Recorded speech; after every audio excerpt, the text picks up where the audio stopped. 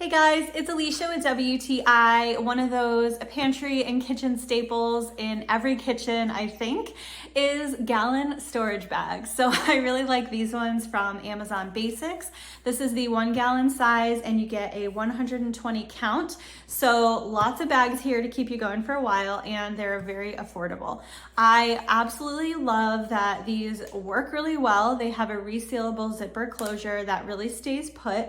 And I love to use these for just so many different things. I specifically love to use them when I'm marinating like chicken. I can pop everything in the bag, close it up, let it sit in the fridge, and then when I'm ready to go, there's not a huge mess to clean up. I can just throw the bag away.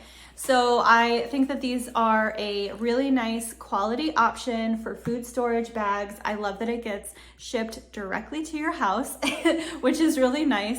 And they hold up really well, and I don't find that they tear easily, and they do not leak on me. So if you're looking for some gallon storage bags, I would definitely check these out from Amazon Basics. And that's my point of view.